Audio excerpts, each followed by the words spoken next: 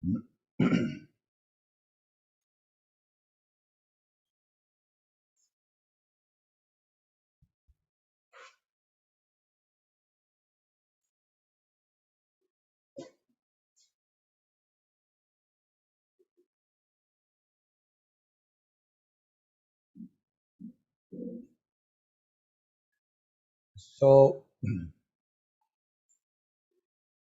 I think we are going to go live on YouTube.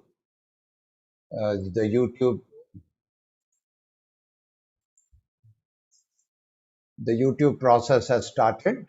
As we start welcoming all our guests in the YouTube channel, we are so happy to welcome all of you into this very special program today. I cannot describe to you the amount of joy we are all feeling in our hearts. It's like a dream come true. And we are very privileged to have Swamiji. I will also start the webinar and start welcoming those who are waiting to join the live webinar as well as people start joining the room. Today is the 25th of March, and 25th of March in the lives of my family is an important day because on this day today my father gave up his body and he became one with the Lord's abode. And he was such an extraordinary devotee of Gurudev, Swami Tejomayananda, which he became in 1959, that transformed all our lives. And it just so happened we do this on Thursday, and this Thursday was going to be, we were completing like the 50th session of this Thursday series on becoming the best version of ourselves. And it so happened that it fell on 25th March, which is my father's Punyatithi. It is also the day when Prime Minister Modi ji last year declared a complete lockdown in the nation. And so we are so happy that Swamiji is with us. Swamiji, thank you very much for gracing our occasion today, Swamiji. Hari Om. Hari Om, Swamiji. If your video can be put on, Swamiji. Yes, there you are. Hari Om. Hari Om. Swamiji, may we begin with the prayer? Yes. Om.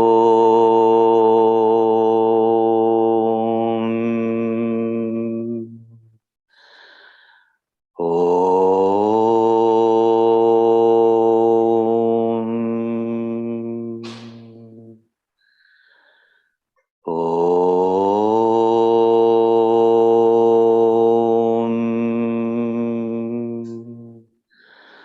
Om Sahana Vavatu Sahanau Bhunaktu Sahaviryam Karavavahai Tejasvinavaditamastu Vidvishavahai.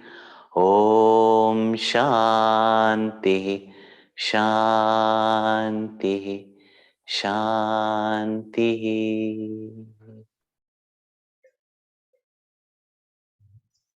Thank you very much, Swamiji. Swamiji, I also want to begin by offering a prayer for a dear colleague who passed away today, Sharon Helena Dick. And she was part of our consulting organization called Aisha Consultancy. And we got information that she passed away today. And today there was a funeral at 3 p.m. So I just also want to invoke your blessing for the family and prayer for Sharon's family as well. Thank you. We join the family in their prayers. Thank you. Thank you, Swamiji. So, Swamiji, my first question that almost everybody and is so eager to know, your own family, Swamiji, where you were born, the early part of your life, and describe to us where it all began for you when you entered this world. Really speaking, what is there to talk about that distant past, but the best part of my childhood that I remember, treasure, and went to make me what I am today are the bedtime stories by my grandmother. We used to all children, being a small joint family, gather at night on the bed around our grandmother, who may not be educated in the modern sense, but was very well versed in the spiritual literature. And she would tell us the stories of the Ramayana, Mahabharata, from Guru Granth Sahib. And those were my foundation days of developing devotion, gaining knowledge, an amazing knowledge, she would say in her very simple words that would appeal to a child, make sense to the child. And there was no, dogmas, blind belief. And it was just those wonderful moments which are my sweetest memories from the childhood. And of course, my father, who was a great ideal in his service to humanity, and being brought up with those idols, it was really great to have a very wonderful, secure, loving childhood. So that's about my childhood. Which part of the world was that, Swamiji? In Mumbai, India. Okay. Okay. All right. Wonderful. And then describe to us as you got older, became a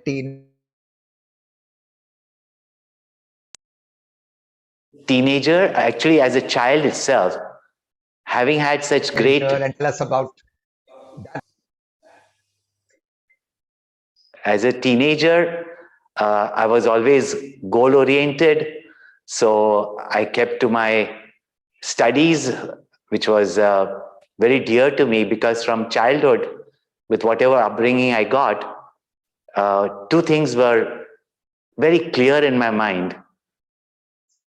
That what should be my purpose of life, as well as what goal I should have in my life. It was kind of inborn. So I had a very clear direction during my youth days. I put my mind to my studies. I was very keen on gaining knowledge, and I knew there's no end to gaining knowledge. And of course, my interest in science subjects, and particularly in science of life, like medicine, etc. So I took keen interest in that because I wanted to serve. So I had a goal in front of me, and again, they were the most beautiful years because I had some very good friends. Put my mind with clarity towards what I wanted to achieve in my life. And with all the upbringing, even though sometimes you don't get what you want, but purpose was clear, and I went on pursuing. And again, they were actually wonderful days with focus, with dedication, with a lot of as I would say to many youngsters, and which I make them experience when they come for our youth camps, that fun can be clean. We don't have to do something that is kind of, exciting or something that is addictive. So having got that clear goal and focus in my life, there was no distractions as such. And even those days were full of very nice enjoyment with friends, and enjoying the beauty of nature sometimes. So yeah, they were wonderful years, but that's when a lot of questions and inquiries begin. And somehow or the other, my pursuit of knowledge moved from academic subjects that were there in school and college, and started reading some books on mystic phenomena, etc. And that led me finally to read some introduction books of spiritual knowledge, particularly the very logic of spirituality in Vedanta. How very nice. And Swamiji, when did you first meet our great teacher, Gurudev Swami Chinmayananda? Do you remember that moment? Definitely, I remember that moment. It appears, of course, from the time I was conscious of it, but later on I found out that I was born in the clinic, assisted by the doctor who was an ardent devotee of Gurudev. And of course, till I was 20, I didn't know about Gurudev, nor I'd heard his name, but did not realize that I was reading his books even as a child without knowing it. But I actually learnt about Gurudev by finding his commentary on the Holy Gita in my father's office. And that time I had joined business in Hong Kong. And there is where I found the commentary of Swami Tejomayananda. And once I started reading it, I was so fascinated the way he had taught that a youngster at that time, in such a contemporary style, that ancient knowledge, that it made such sense. And it wasn't just a theory or a philosophy. The way he explained it, the moment you change your attitude, the moment you put into practice, I could see the result immediately. And therefore, it was not a matter of a science of some belief, but it was a science of reality that you could experience here and now. And I got to know him through his commentary on the Bhagavad Gita. And very interestingly, he used to come to Hong Kong every year. And I was given the posters by my father to go and put on all the shops and offices. And I was quite amazed that whose book I was reading was himself coming. And actually, if I was in India, as you know, when we are brought up in India, even today, really speaking, Sadhu Babas means those days meant boogeyman or kidnappers. With दूध नहीं पियोगे तो साधु बाबा उठाकर लेकर जाएंगे. I don't think so. I would have ever gone and listened to a Sadhu Baba with a beard. But having already read his book and hearing from my father, who is also very, very knowledgeable, and not in that sense a temple goer, etc., but a person who would serve society with dedication, made me sit down and says, here's a man, I don't go for any of these places, but here's a man of no nonsense, completely logical. His approach is very scientific. He's a strict disciplinarian and orator par excellence. And I've always told you all that anything good, please give it a try. And afterward, if it's not for you, but he didn't know I was secretly, hidingly reading the Gita, because those days it wasn't as trendy as today to be spiritual. In fact, in that sense, we were more modern than what people are today, if that's what they call modern.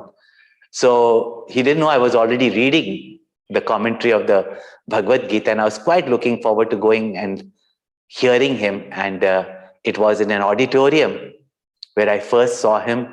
There were hundreds of people. I was sitting behind, and far away, I could see this small figure, though tall, elegant, majestic, but from a distance. And I could not imagine a person with such clarity, with such humor, with such logic, with such precision, to be able to keep your mind, and especially of a youngster who's just 20 or even 19, really speaking at that time, to keep your mind completely engrossed in such a deep subject, in such a humorous manner. And some of the questions that were there in my mind, call it providence, call it grace of God, he explained those ideas which we hear, but with such clear explanation that I was completely amazed. Again, he came back next year, and that's when I got to listen to his complete discourse on the 11th chapter of the Bhagavad Gita. And after that, it's just that it was the most amazing journey, and it continues till now.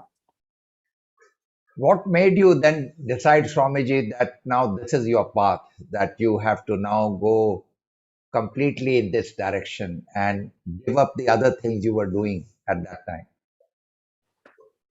As I mentioned that from childhood, one thing was very clear to me.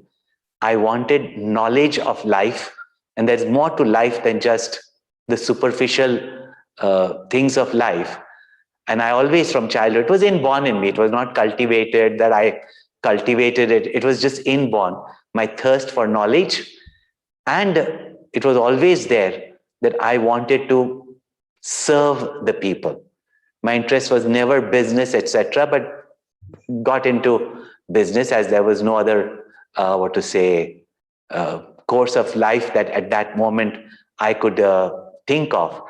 And as I started listening to his discourses, reading the Bhagavad Gita, studying Vedanta, the Upanishads, joined the Yuva Kendra, and even there, the youth group was so dynamic to spread amongst the other youth this knowledge, and to inspire them, to lift them up from their confusions. So I'd already become a part of the Yuva Kendra, and I could see the glimpse of his work. And as Guru Nanak Sahib has said, that mat vich ratan jwar manik je ik gur ki sikh suni. That even if we listen to one instruction and follow the instruction of the Guru, gems and treasures unfold in the mind. Puja Gurudev announced that he was having a camp at Siddhabadi, a new ashram in the Himalayas. And somehow, again, an inborn thirst in me from childhood to go to the Himalayas and imagine that there were these rishis. Here I had met the greatest of all teachers, the greatest of all rishis, and at the foothills of the Himalayas just to listen to him. And even though being born and brought up in India, as you know, we are not used to traveling in India independently. But I took the courage, even though internationally traveling was so convenient for me. But I took the daring. I went to Siddhabadi, had no idea, no clue what an ashram is, what is an ashram life. But that Gurudev would be there.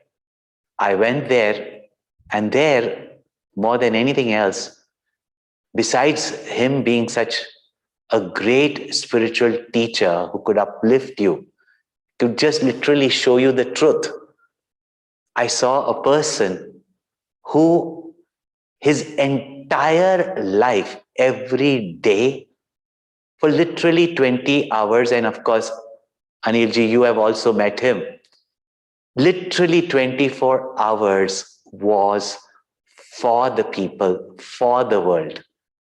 And I thought in my own life I thought that was a great ideal to live, but never thought it was possible. And having seen him, seen his work from the most remote rural village to the biggest metropolitan cities, without any discrimination, to be able to reach out to every level of society and himself, serve the people, live moment to moment with such dynamism, energy, laughter.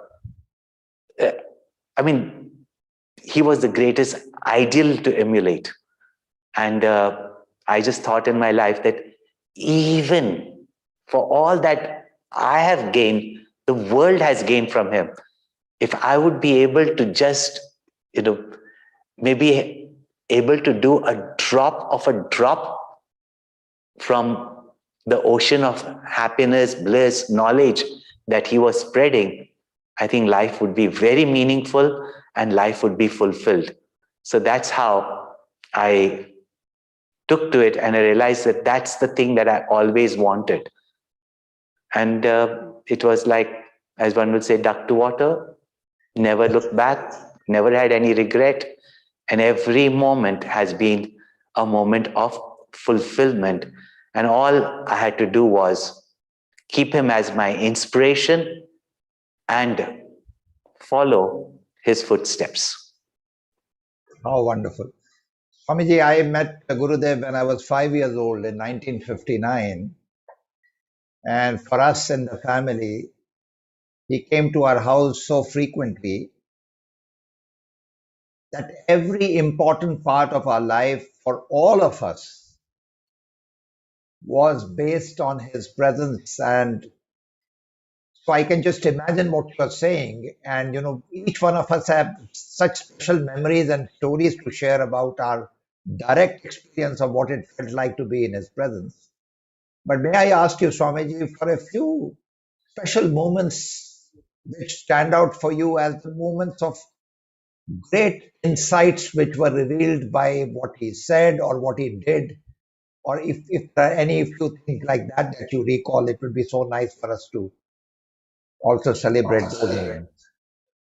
There are hundreds and hundreds of them. Every breath of his was a teaching. Every moment with him was an inspiration. So, but there's one which I often mention, and of course is very popular amongst the youth, and particularly these days where everybody thinks about meditation, and even we were constantly thinking about, because we always want to jump to the highest. And I remember the very first question answer session that I got an opportunity to be able to ask him a question. And my question was, because when you start your quest, you hear so many things and there is so much confusion out there, and you want to be open-minded, and sometimes you're so open-minded that your brains fall out. So, and you had so many people telling this is the only path, this is the only guru, this is the only Sadguru. That's all that you keep on hearing. But luckily, because of having an upbringing in our Hindu culture where there is logic, there is clarity, and at the same time being able to read his books, I could put things in right place. But I wanted to know about meditation. So I asked him the question that, is there one path? Is there only one method of meditation? And, I just wanted to know, because in case I have to choose my path, I make sure that I choose the right path. So he laughed at me and looked straight me in the eyes, and he would just look down so lovingly. And we're sitting on the floor. It was a small little room like this. And all youngsters were gathered, and he just looked at me and he said, is there only one type of medication? And he used to pronounce words emphatically. Medications, as many diseases, even sometimes for the same headache, there are different medications. In the same way, as many diseased minds, that many meditations. So powerfully he said that. And then he went to describe the different techniques to bring your mind to center in the self. And then he understood the drive of my question. And he says, amongst the great masters, there is no confusion. It is these foolish people that create all these confusions. And at that moment, I thought to myself that if here's a master who does not bind me and who is so open, who is so clear, who is not restrictive, that was the moment I surrendered. And I thought to myself that would he accept me as his disciple, even though I was not daring enough to even go and ask him. And that night itself, that evening, after such an inspiring session by Gurudev, after we had dinner with him there, it happened to be Saturday night. Gurudev was leaving early in the morning, catching the flight to the next destination. Pretty much from Hong Kong, he used to go to America, a long flight. And somehow we didn't want to go back home into our flats, and then televisions used to go on in the house. So all of us went to one place, and the only quiet place that used to be in Hong Kong, and that was the Peak. And that time it was not a place of restaurants and all like it's become now. It was a very quiet place, and it was a winter evening. It was absolutely desolated. And we few youngsters went there to the Peak. And we were so quiet that each one went in different places. And we were just in contemplation. We didn't realize it became very late. And even those days, it was not unusual for many youngsters to be late, even though we were not late goers. So naturally, parents got a little bit anxious. They made some phone calls to where we had gone in the house that Gurudev was staying. And we didn't know, while we were in meditation, many families were in agitation. So we didn't know. But next morning, when we came to the airport, we were a whole bunch of youngsters who had come to the airport. And we were being reprimanded, scolded that, you youngsters went away late at night and thinking that as though we've gone for some party. And that was also not unusual. All these family children used to go together, but as though, after that, parents were calling, where are y'all? We had to wake up Gurudev. Gurudev was very angry, and you all have spoiled Gurudev's name, and you people have gone to party. And nobody was ready to listen that we did not even go to party. We had gone to the Peak to meditate. Nobody knew it except we youngsters, and no adult was ready to listen to us. And Gurudev, his love and his confidence, the moment he came to the airport, his ticket and all used to be, all boarding pass to be ready. And these people were waiting that we would be fired by Gurudev for what we have done, as though we've done some great crime. Nobody ready to listen to us. And Gurudev just came in and looked at us, and we said, we'll just go and apologize in case it has caused Gurudev, some anxiety late at night, or feel that, we did something wrong. Even before we could go and say sorry, first thing he came and looked at us and said, where were you all youngsters? This is 40 years ago. Where were you all youngsters? And even before we could say, these adults came, pushed us aside as though we don't even deserve his blessings, and took Gurudev to the immigration place. And Gurudev, before he left inside, turned around and looked at us, and he says, in front of all of them, he says, my children, you don't have to go to the Peak to meditate.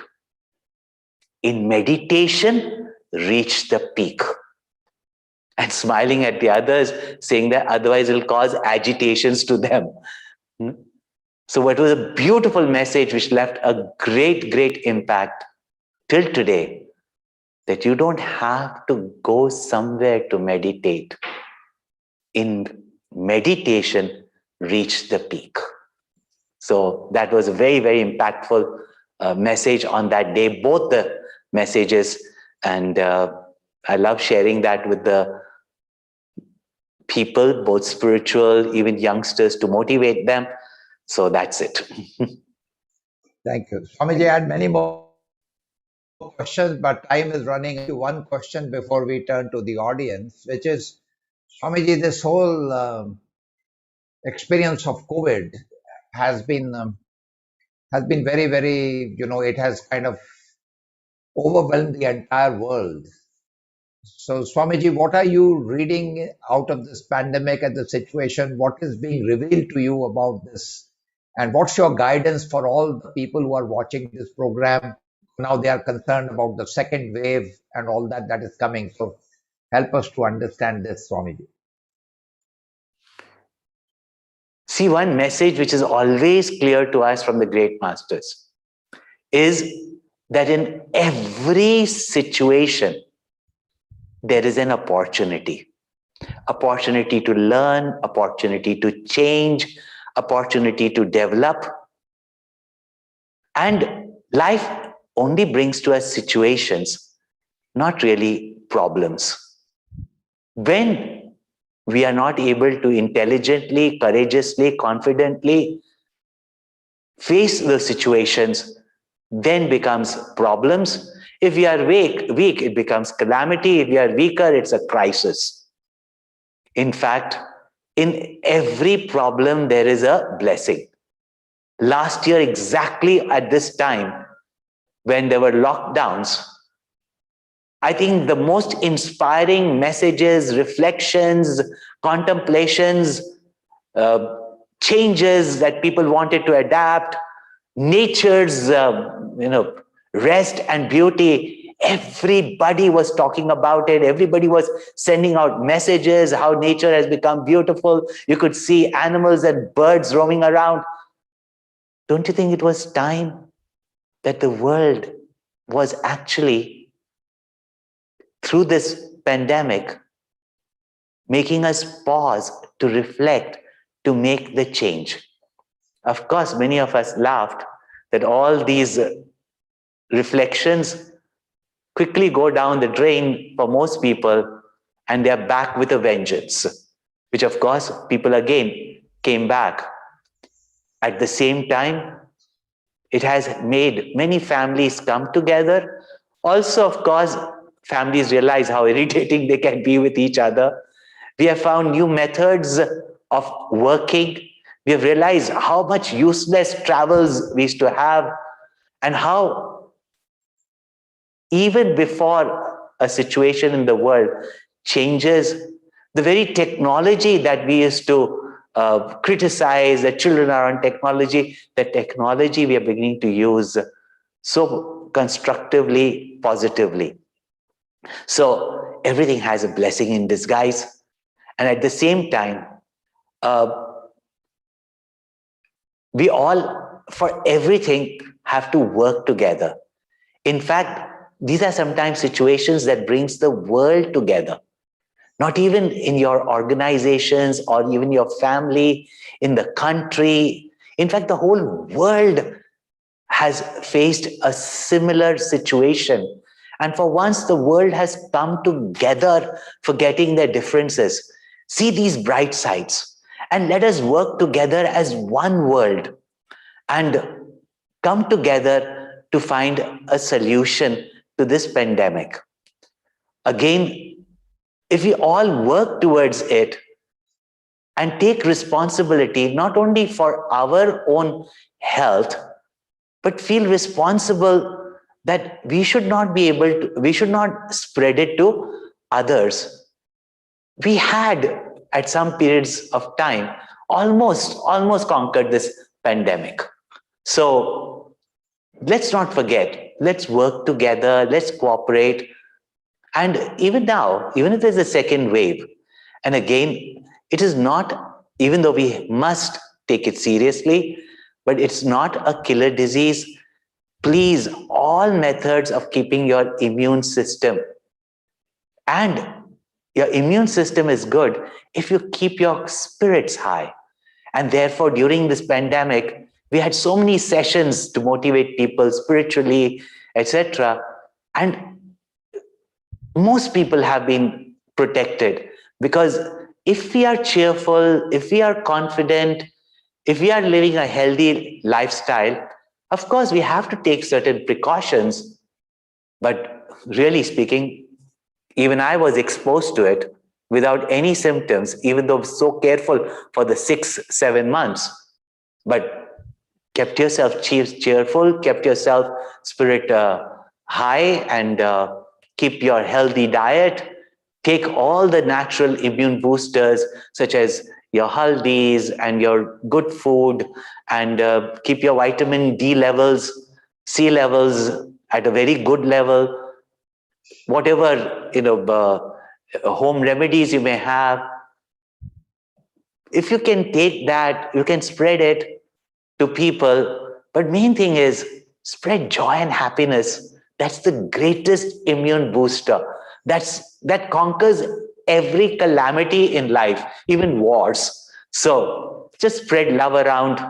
Things will be good. Fantastic. Hitesh, you may have a question of your own, then you can start reading questions. And then one of the participants raised hand. I'll also give him the permission to speak. So go ahead, Hitesh, your question, and then from the audience. Yeah.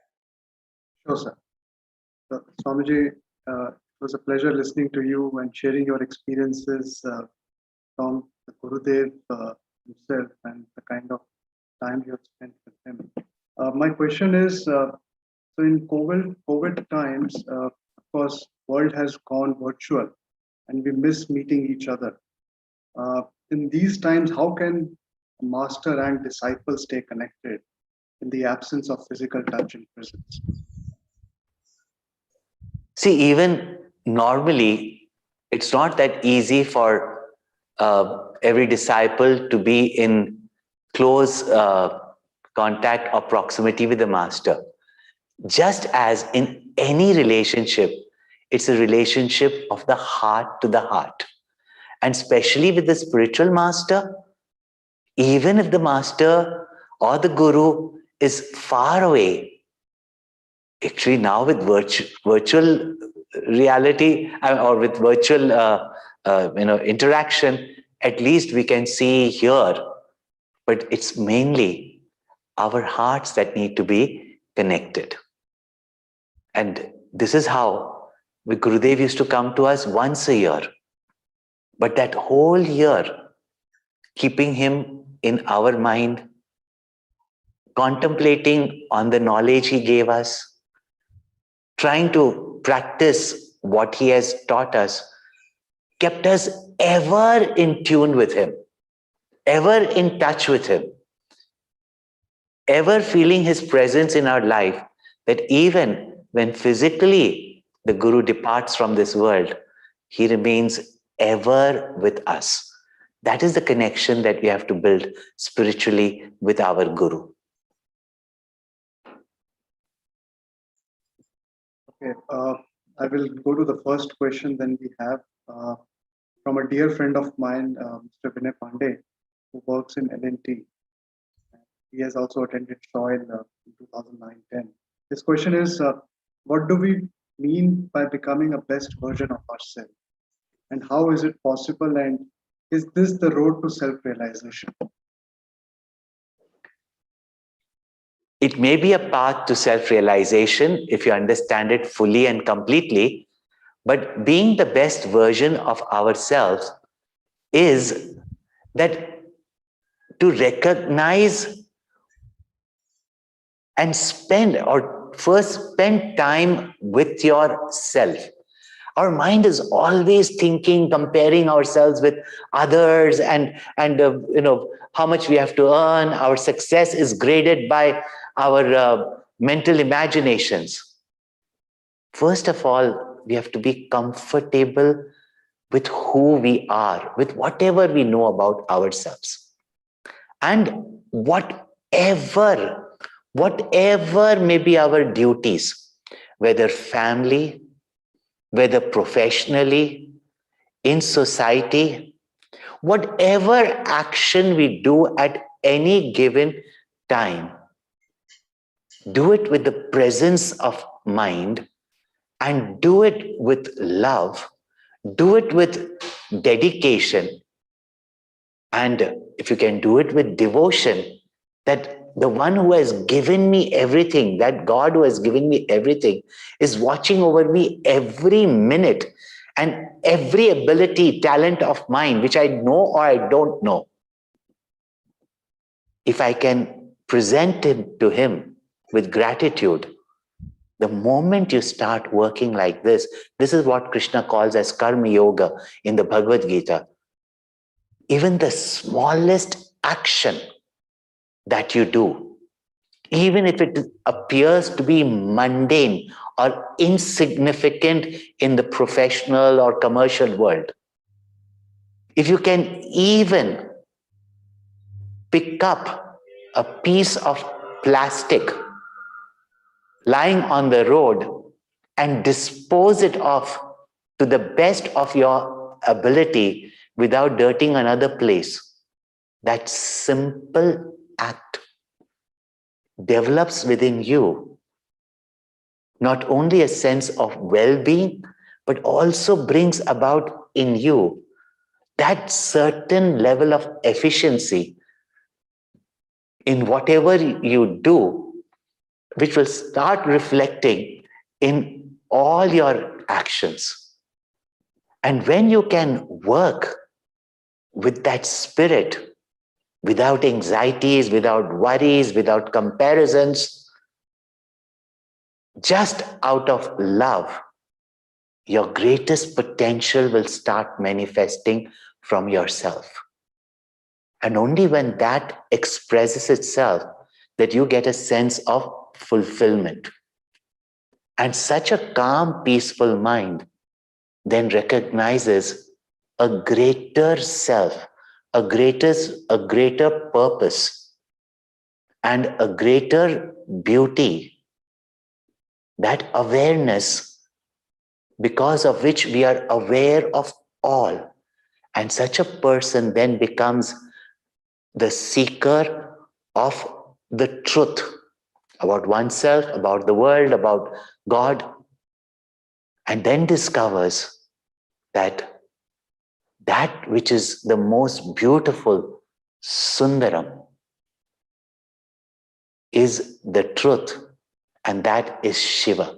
Satyam Shivam Sundaram.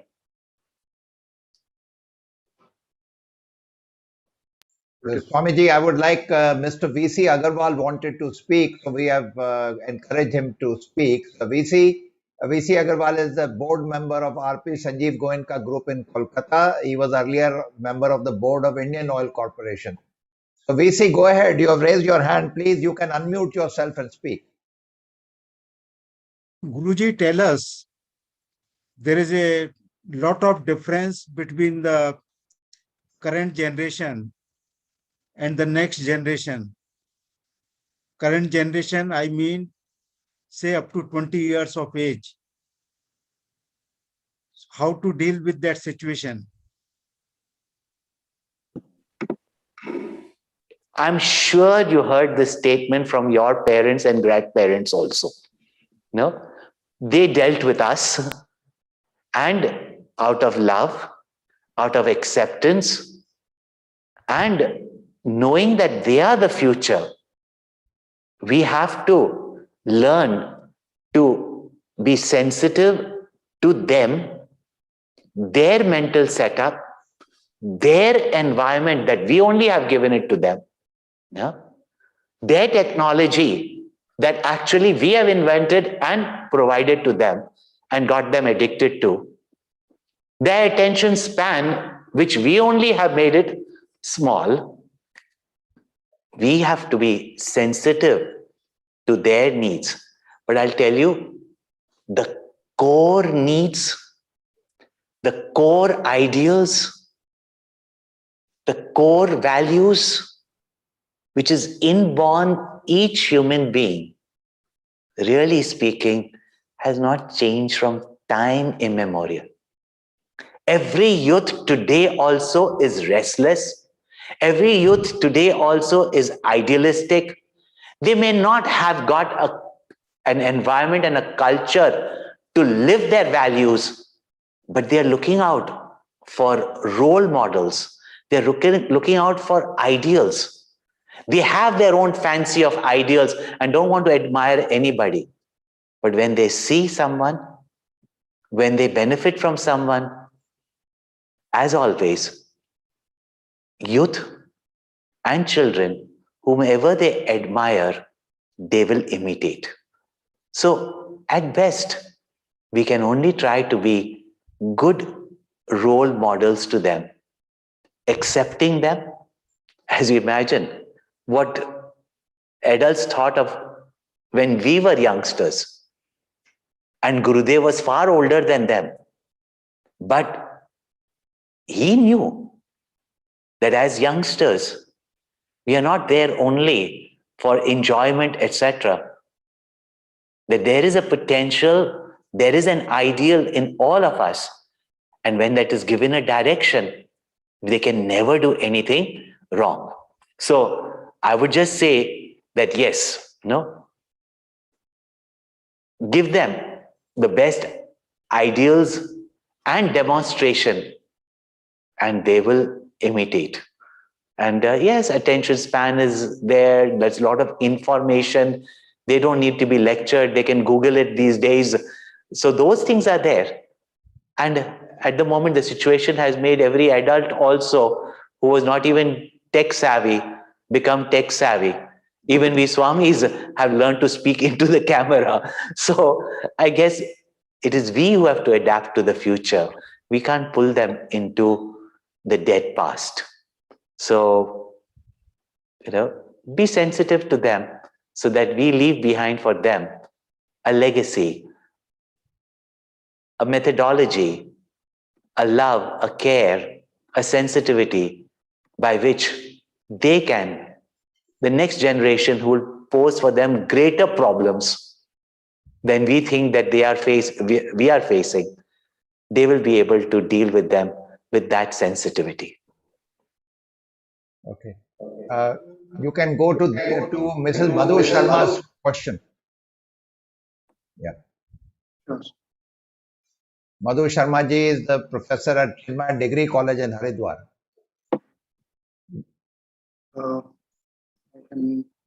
Okay.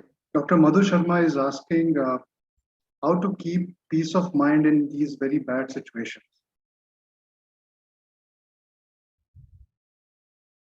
Situation, it is your attitude with which you face that situation. One of the lessons that I learned as childhood from my grandmother is that always remember this one statement. People say, oh, you meditate, take deep breath, etc. But it is our attitude to each situation. And develop within yourself this knowledge, this faith that whatever happens in life, even if it may appear as a calamity or crisis, or at this moment it appears like a disaster, there's always a blessing. Keep that positive outlook. You will find a silver lining behind every cloud. There will be always some end to a dark tunnel. You might even go to wrong places, but if you are perseverant, you will definitely find some solution. By being negative, being agitated, we close all our doors.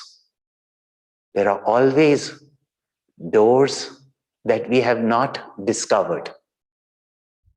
In life, don't ever give up. A project might fail, but you are never a failure unless you give up upon yourself.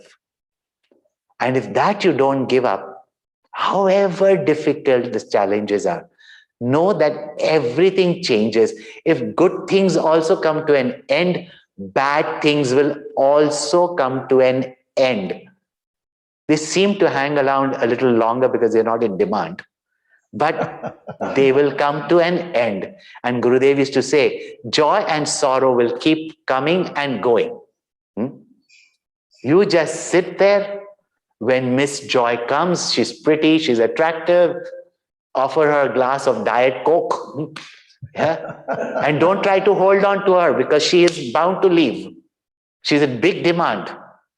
And don't shut your doors, because Mr. Sorrow is not a courteous man. He'll break your roof and come and create more problems. When he comes there, he hangs around a little longer. But when you are not troubled by trouble, trouble gets troubled by you, and trouble leaves you getting troubled. No? He will also go, and she will also come back. And thus, joy and sorrow come and go. You turn your mind towards that which is permanent. Either you hold on to the feet of the Lord, or to the truth which is permanent, or hold on to that which is permanent, and that is you. Even your mind keeps on changing. One day joyful, one day miserable, one day agitated, one day peace. But if you can shift your attention to that awareness who recognizes both your agitation and moments of peace, you have found the source of absolute peace. So, from your attitude to the highest meditation, follow this.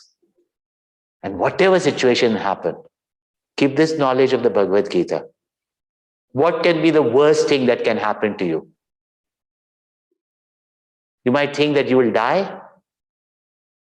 That also is impossible, because you never die. You might think that in nature, if you don't have money, who feeds the birds? As long as you have to live, what you need in life will come to you. If this you can observe from the great people of the past and from your own life, in no situation of life, whether success or failure, joy or sorrow, profit or loss, birthday or death day, if you have the right knowledge, you have the right attitude, and that is the spiritual knowledge, that is the spiritual attitude, that is the very part of our upbringing and culture, which we should not lose. Otherwise, one can take pills, but there is no peace of mind that one can gain. Those are at best means of escapism. So find peace in midst of chaos. Rajnikant Shah is asking a question. Go ahead. Rajnikant Shah is asking, what really is self-realization? Self-realization is knowing who you are. Even if you try it out, without asking yourself, ask someone and do it as an experiment. I've done it, encourage many people to do it. If they say that you ask someone, who are you? They will give their degree, they'll give their qualification. But who are you before you are an engineer? If you keep on inquiring, who am I? Or you ask another person to inquire, who are you? Husband of someone, wife of someone. But without the husband, who are you? Yeah. If you keep on inquiring, keep on inquiring, keep on inquiring, you realize how much we don't know about ourselves. Even our own mind, we don't know. Even physical body, doctors also don't know. Is it not? Even doctors don't know today whether you should be vaccinated or not vaccinated. It's just that everybody should be vaccinated. No? How much do we know of our body itself? How much do we know of our mind? How much do we know that there are moments in sleep, mind is not there, but you are present? So self-realization is knowing yourself without any additions. Today I can see also when people say, who am I without my family? I gave my life for the family. When a sudden divorce takes place, identity crises are there. So really, do we really know ourselves? So when you say self-realization, it is knowing who you truly are. An answer can be given that you are eternal consciousness bliss, but that doesn't make any difference. Vedanta is the science that makes you inquire and discover your eternal, your infinite, blissful self. That is called as self-realization. That was very good. The next question we have from Sanjeev Tripathi. And Sanjeev is asking, I'm sure spirituality can solve the problems of corporate politics. Can you suggest how this can be applied in real life working scenarios in such high competitive times? May I request all of you who are really, and everybody wants solution to all our life, not only corporate, but family, etc., with all the questions, have had the same questions we've had, everybody's had. But if you understand your mind and learn to manage the manager, your mind, you will learn to manage all situations of life. I request all of you to get a copy of the Bhagavad Gita commentary by Swami Chinmayananda. Bhagavad Gita is by Sri Krishna, by Ved Vyasa. But for people at all stages of their life, get the commentary and explanation. And it is a study book. It is not something which is casual reading like novel. Study it, or his discourses are available online. Make the study of the Bhagavad Gita. I can guarantee you, I have had discussions on management, on what people study in universities. Methodologies may change, but remember, that mind which has to deal with different situations, one methodology can work at one period of time, it won't work at another period of time. The same thing will work for one of your children, will not work for another child. One will work for one of your staff members, will not work for another staff member, because each one is different. If you understand through this spiritual knowledge, you and the working of your mind and the nature of the world, then Bhagavad Gita has dealt for Arjuna, who was facing not some ordinary situation, the greatest calamity in the history of the world from time immemorial. That Arjuna, first, the clarity on how to make your decision. Then, with what attitude and knowledge you view the situation of life, so that whatever decision you make with conviction and with what attitude you do your work with the presence of your mind, that you bring about efficiency by which jaya or victory takes place. It is all taught in the Bhagavad Gita. In fact, there is no greater, and this is not a categorical statement. It is not a fanatical statement. There is no book of self-management, self-development, and management of every situation in your life or in the past, present, or future that with this knowledge you cannot deal with. Give it a try. So get Wonderful. yourself a copy, and it is available online. Get yourself a copy. You can even get it free if you want it. Give whatever donation you want, and but do get yourself a copy of the Bhagavad Gita. And if required, you can contact SOIL. Anilji will be very happy to get you a copy of the Bhagavad Gita. Absolutely. Absolutely. It's also available as an ebook on Google Play Books, on Kindle and Apple Books, as Krishna Gulrajani, our dear devotee, is telling us on YouTube. So it's also present there. I think we are getting close to the 1 hour of Swamiji's time. So Hitesh, would you like to say something in response to whatever you have experienced this evening before I sum up by thanking Swamiji, and then in the end, Swamiji will lead us through a closing prayer. Go ahead. It's been a profound experience for me listening to Swamiji, and it's always a delight to listen to him. At such a young age, he has been blessing all of us.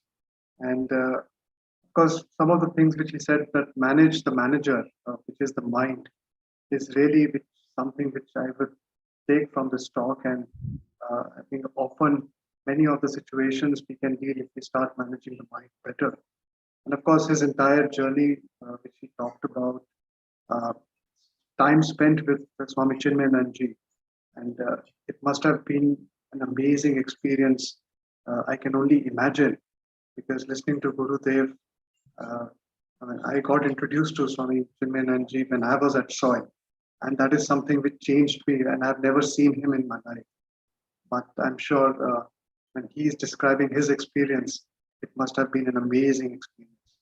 Thank you, Swamiji, and thank you for this opportunity. Swamiji, this is what I experienced. This is what I experienced in your presence today. One from your childhood, grandmother's stories. And those wonderful stories and the loving way with which your grandmother told them, on one hand, and seeing your father's dedication, his living the life which was about serving and giving. These two enabled you to have that quest for knowledge.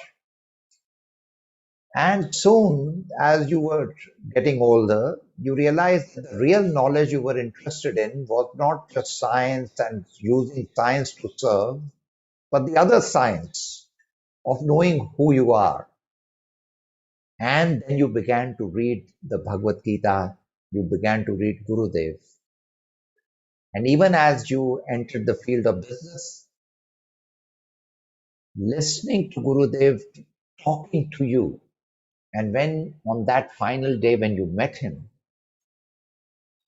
in the physical form, it was not just love at first sight as it is described, because you were already familiar with his work, but it was you really had that rising in love with him. And then that trip to Siddhbadi, and then being with him and seeing the clarity with which he spoke. Especially that experience when all of you young people, after listening to him, went to the peak so that in meditation you could reach the peak. And he understood what you were about. And that particular moment when you discovered and when you were in Siddhbadi to say, to be with him is so complete in itself that the path was clear to you. That this is the life of service, life of understanding and sourcing happiness. It was revealed to you. And Swamiji, what a joy and to see your leadership in action as the global head of Chinmaya Mission, hundreds of centers worldwide, so many colleges, schools, projects, and the way you told us. Three things you also said today. COVID is not just a crisis. It's a great opportunity to take a pause, to reflect, to ask new questions, and to understand that there is this whole crisis that Mother Earth is subjecting ourselves to. is a great moment for us to reflect and to grow. And that itself is to become a better version of ourselves. The second thing you said, the most complete book for self-management is the Bhagavad Gita and Gurudev's commentary. And you said, don't just read the book. And as Gurudev would say, allow the book to go through you. And lastly, you reminded us that even a small thing that you do, like picking up that piece of garbage from the road and putting it into a place, do it with that complete attention. When you do small things every day, and you do that with complete attention, and when you engage in small acts of kindness and generosity and loving presence, you yourself become a far happier person, a far better version of yourself. And so, Swamiji, what a gift to receive from you today on the special day for many of us, but especially for our family that has been devoted to Gurudev. On my father's Punya Tithi, the day my father, who was our best friend, who would get up early in the morning and take us with Gurudev and would serve Gurudev his cup of coffee at 4 a.m., standing outside his room. And to see the devotion with which he served his teacher and to say, Gurudev was not just an expression of God, he was God in our presence. So on this special day, and to Swamiji, we are so blessed to have you with us, Swamiji. Thank you very much, Swamiji. And your closing comment, Swamiji, and then your prayer to lead us through prayer, Swamiji. To all of you who have been, in your own way, inspiring leaders. And I know that from all that I've heard about those who are joining in, I know you will lead and you will inspire many, many more. That has been the great wish of our rishis. That itself is the appeal of Krishna in the Bhagavad Gita to Arjuna. That is what our great masters like Puja Gurudev lived and inspired, that whatever you have gained, give and share with the world. Even if it is just a smile, even if it is a bit of your wisdom, share it with the maximum. This whole universe works in the spirit of yajna, in the spirit of sharing. Parasparam bhavayanta shreyam paramavapsyata. We have got such a rich source of knowledge. And now with Gurudev's great vision, which he wanted, that we have now a Chinmaya University where we can revive, bring the Indian knowledge traditions, not just the spiritual, but how all our sciences, which we have pretty much lost, with their value systems. And not only that, with the methodology by which you can discover their mysteries. In our university, our attempt is going to be to bring about that integration between the Indian knowledge traditions and contemporary knowledge, so that we have one knowledge for one world. Please learn a little bit more about the university. Anilji, with that inspiration from Gurudev, has been also running SOIL. And I know that value systems that he has been bringing into the corporate world, as well as in the college and the courses, that is also just a glimpse, as he will say, of that great source of knowledge that is available to us. Let us just tap into it in whichever way we can. So with that, I invoke the blessings of Bhagwan, I invoke the blessings of Gurudev, and I wish you all a very happy, productive, and spiritually growing, fulfilling life. Om सर्वे भवन्तु सुखिनः सर्वे सन्तु निरामयाः सर्वे भद्राणि पश्यन्तु मा कश्चित् दुःखभाग् भवेत् असतो मा सद्गमय तमसो मा ज्योतिर्गमय मृत्योर्मा मृतं गमय ॐ पूर्णमद पूर्णमिदं पूर्णात् पूर्णमुदच्यते पूर्णस्य पूर्णमादाय पूर्णमेवावशिष्यते ॐ शान्तिः शान्तिः शान्तिः हरिः ॐ श्री गुरुभ्यो नमः हरिः ॐ Thank you very much, Swamiji. Swamiji's discourses in Hindi are going to be held next month. And Prachi, would you like to show us that announcement? If Prachi, if you're there, Yes, can you share the screen and show that? yes.